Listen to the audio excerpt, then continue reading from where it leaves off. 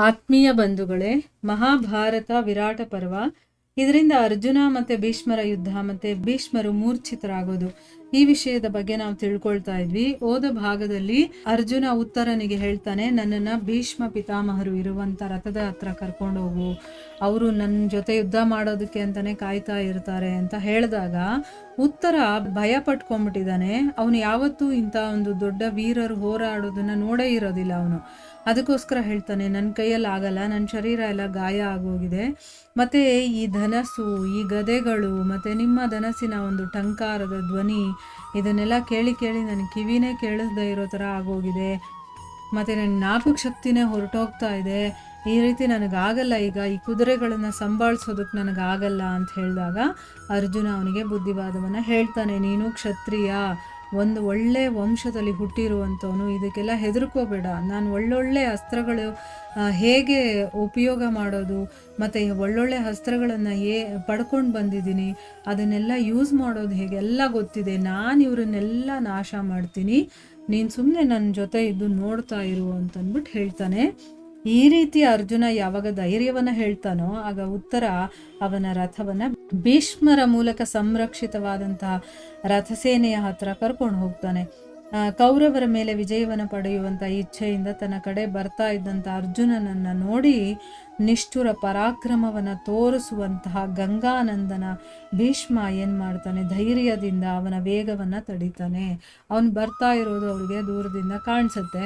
ಅದಕ್ಕೋಸ್ಕರ ತುಂಬ ಪರಾಕ್ರಮಿಗಳು ಭೀಷ್ಮರು, ಅದಕ್ಕೆ ದೂರದಿಂದಾನೆ ನೋಡಿ ಅವನ ವೇಗವನ್ನು ತಡಿತಾರೆ. ಆಗ ಏನು ಮಾಡ್ತಾನೆ ಅರ್ಜುನ, ಬಾಣವನ್ನು ಹೊಡೆದು ಭೀಷ್ಮರ ರಥದ ಧ್ವಜವನ್ನ ಮೂಲದಿಂದನೇ ಕಿತ್ತು ಬೀಳಿಸ್ಬಿಡ್ತಾನೆ. ಇದೇ ಸಮಯಕ್ಕೆ ಮಹಾಬಲಿ ದುಶ್ಯಾಸನ, ಕರ್ಣ, ದುಸ್ಸಹ ಮತ್ತೆ ವಿವಿಂಶತಿ ಇರ್ತಾರಲ್ಲ, ಈ 4 ವೀರರು ಕೂಡ ಬಂದು ಧನಂಜಯನನ್ನ 4 ಕಡೆಗಳಿಂದ ಮುತ್ತಿಗೆ ಹಾಕ್ತಾರೆ.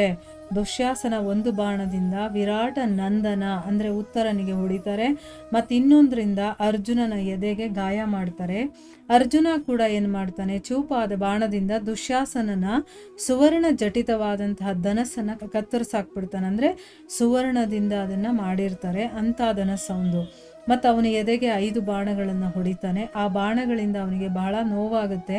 ಅವನೇನು ಮಾಡ್ತಾನೆ, ಯುದ್ಧವನ್ನು ಬಿಟ್ಟು ಓಡಿ ಹೋಗ್ತಾನೆ. ಇದಾದ ಮೇಲೆ ವಿಕರ್ಣ ಏನು ಮಾಡ್ತಾನೆ, ತನ್ನ ಚೂಪಾದ ಬಾಣಗಳಿಂದ ಅರ್ಜುನನನ್ನ ಗಾಯಗೊಳಿಸೋದಕ್ಕೆ ಶುರು ಮಾಡ್ತಾನೆ. ಆಗ ಏನು ಮಾಡ್ತಾನೆ ಅರ್ಜುನ, ಅವನ ಹಣೆಗೆ ಒಂದು ಬಾಣವನ್ನ ಹೊಡಿತಾನೆ. ಅದು ತಗಲಿದ ತಕ್ಷಣ ಗಾಯಗೊಂಡಂತ ಅವನು ರಥದಿಂದ ಬಿದ್ದೋಗ್ತಾನೆ.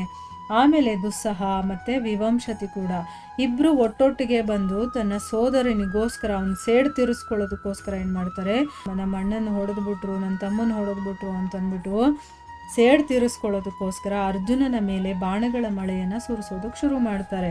ಅರ್ಜುನ ಸ್ವಲ್ಪ ಕೂಡ ವಿಚಲಿತನಾಗಲಿಲ್ಲ. ಅವನು 2 ತೀಕ್ಷ್ಣವಾದ ಬಾಣಗಳನ್ನು ಬಿಟ್ಟು ಆ ಇಬ್ಬರೂ ಸೋದರರನ್ನ ಒಂದೇ ಸರಿಗೆ ಹೊಡೆದಾಕ್ಬಿಡ್ತಾನೆ, ಮತ್ತೆ ಅವರ ಕುದುರೆಗಳನ್ನು ಕೂಡ ಕೊಂದು ಹಾಕ್ತಾನೆ. ಯಾವಾಗ ಸೇವಕರು ನೋಡ್ತಾರೋ ಇಬ್ಬರ ಕುದುರೆಗಳು ಕೂಡ ಸತ್ತು ಹೋಗಿದ್ವು, ಮತ್ತೆ ಶರೀರ ಎಲ್ಲ ಗಾಯಗಳಾಗಿ ರಕ್ತಸಿಕ್ತವಾಗಿತ್ತು, ಆಗ ಅವರನ್ನ ಬೇರೆ ರಥದಲ್ಲಿ ಕೂರಿಸಿ ಯುದ್ಧ ಭೂಮಿಯಿಂದ ಕರ್ಕೊಂಡು ಹೊರಟೋಗ್ತಾರೆ. ಅಂದರೆ ಸೇವಕರು ಇರೋದು ಅದಕ್ಕೆ ಅಲ್ವಾ, ಅವರು ಏನಾದರೂ ತೊಂದರೆ ಆದರೆ ಆ ರಥಿಗಳಿಗೆ ಸಹಾಯ ಮಾಡೋದಕ್ಕೋಸ್ಕರ ಇರ್ತಾರೆ. ಅವ್ರು ಏನು ಮಾಡ್ತಾರೆ, ಬೇರೆ ರಥದಲ್ಲಿ ಅವ್ರನ್ನ ಕೂರಿಸ್ಕೊಂಡು ಯುದ್ಧ ಭೂಮಿಯಿಂದ ಕರ್ಕೊಂಡು ಹೋಗ್ತಾರೆ. ಮತ್ತು ಯಾರ ಗುರಿ ಯಾವತ್ತೂ ತಪ್ಪೋದಿಲ್ವೋ ಆ ಮಹಾಬಲಿ ಅರ್ಜುನ ಏನು ಮಾಡ್ತಾನೆ, ರಣಭೂಮಿಯಲ್ಲಿ 4 ಕಡೆ ಕೂಡ ಸುತ್ತಾಡೋದಕ್ಕೆ ಶುರು ಮಾಡ್ತಾನೆ.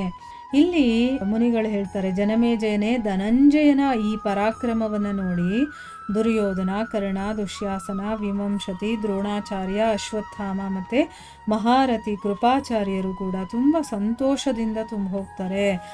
ಮತ್ತು ಅವನನ್ನು ಕೊಂದು ಬಿಡುವಂತಹ ಇಚ್ಛೆಯಿಂದ ಅವನನ್ನು ಏನಾದರೂ ಮಾಡಿ ಕೊಲ್ಲಲೇಬೇಕು ನಾವು ಅಂತ ದೃಢ ಮನಸ್ಸನ್ನು ಇಟ್ಕೊಂಡು ಝೇಂಕಾರವನ್ನು ಮಾಡ್ತಾ ಮತ್ತೆ ಆಕ್ರಮಣವನ್ನು ಮಾಡ್ತಾರೆ. ಅಲ್ಲಿಗೆ ಬಂದು ಎಲ್ಲರೂ ಕೂಡ ಒಟ್ಟಿಗೆ ಅರ್ಜುನನ ಮೇಲೆ ಬಾಣಗಳನ್ನು ಸುರಿಸ್ತಾರೆ.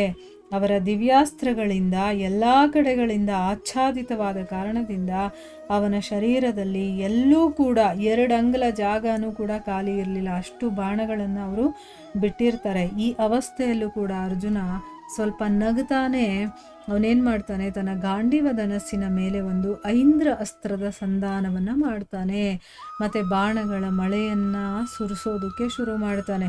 ಆ ಬಾಣಗಳ ಮಳೆ ಸುರಿಸಿದ್ರಿಂದ ಏನಾಯಿತು, ಕೌರವರನ್ನೆಲ್ಲ ಮುಚ್ಚಿಬಿಡ್ತಾನೆ. ಅಂದರೆ ಏನು, ಅಷ್ಟು ಬಾಣಗಳನ್ನು ಹೊಡಿತಾನೆ, ಎಲ್ಲರೂ ಕೌರವರೇ ಕಾಣಿಸ್ಬಾರ್ದು ಆ ರೀತಿ ಅವನು ಮುಚ್ಚಿಬಿಡ್ತಾನೆ. ಮಳೆ ಸುರಿಯುವಂಥ ಸಮಯದಲ್ಲಿ ಹೇಗೆ ಮಿಂಚು ಆಕಾಶದಲ್ಲಿ ಮಿನಿಗಿ ಸಂಪೂರ್ಣ ದಿಕ್ಕುಗಳು ಮತ್ತು ಭೂಮಂಡಲವನ್ನು ಪ್ರಕಾಶಗೊಳಿಸುತ್ತೋ ಅದೇ ರೀತಿ ಗಾಂಡೀವ ಧನಸ್ಸಿನಿಂದ ಬಿಟ್ಟಂಥ ಬಾಣಗಳ ಮೂಲಕ 10 ದಿಕ್ಕುಗಳು ಕೂಡ ಮುಚ್ಚೋಯ್ತು. ರಣಭೂಮಿಯಲ್ಲಿ ನಿಂತಿದ್ದಂಥ ಆನೆ ಸವಾರರು ಮತ್ತು ರಥಿಗಳು ಎಲ್ಲರೂ ಕೂಡ ಮೂರ್ಛಿತರಾಗ್ತಾರೆ. ಎಲ್ಲರ ಉತ್ಸಾಹ ಕೂಡ ತಣ್ಣಗಾಗೋಗುತ್ತೆ. ಯಾರಿಗೂ ಪ್ರಜ್ಞೆನೇ ಇರಲಿಲ್ಲ, ಸೈನ್ಯ ಎಲ್ಲ ಛಿದ್ರ ಆಗೋಗಿರತ್ತೆ. ಯೋಧರೆಲ್ಲರೂ ಕೂಡ ಜೀವನದಿಂದ ನಿರಾಶರಾಗಿ 4 ಕಡೆಗಳಲ್ಲೂ ಓಡೋದಕ್ಕೆ ಶುರು ಮಾಡ್ತಾರೆ. ಈಗ ಅವ್ರಿಗೆ ಎಲ್ಲ ಗಾಯ ಆಗಿದೆ, ಅದೆಲ್ಲ ಕರೆಕ್ಟ್. ಈಗ ನಾವು ಜೀವ ಉಳಿಸ್ಕೊಂಡ್ರೆ ಒಳ್ಳೇದಪ್ಪ, ನಾವು ಬದುಕಿದ್ರೆ ತಾನೇ ಅಂತಂದ್ಬಿಟ್ಟೀಗ, ಯಾಕಂದರೆ ಅವರ ಲೀಡರ್ಸ್ ಇದ್ದಾರಲ್ಲ, ಅವರಿಗೆ ಎಲ್ಲ ಗಾಯ ಆಗಿದೆ, ಅವರೇ ಯುದ್ಧ ಭೂಮಿಯನ್ನು ಬಿಟ್ಟು ಓಡೋಗ್ತಾ ಇದ್ದಾರಲ್ಲ, ಅದಕ್ಕೋಸ್ಕರ ಇವರೇನು ಮಾಡ್ತಾರೆ, ಜೀವ ಉಳಿಸ್ಕೊಳ್ಳೋದಕ್ಕೆ ಅವರು ಕೂಡ ಎದ್ದು ಓಡ್ ಹೋಗ್ತಾ ಇದ್ದಾರೆ. ಇದರ ಮುಂದುವರೆದ ಭಾಗ ಇನ್ನೂ ಇದೆ, ಅದನ್ನು ನಾವು ಮುಂದಿನ ಭಾಗದಲ್ಲಿ ತಿಳ್ಕೊಳ್ಳೋಣ. ಹರೇ ಕೃಷ್ಣ.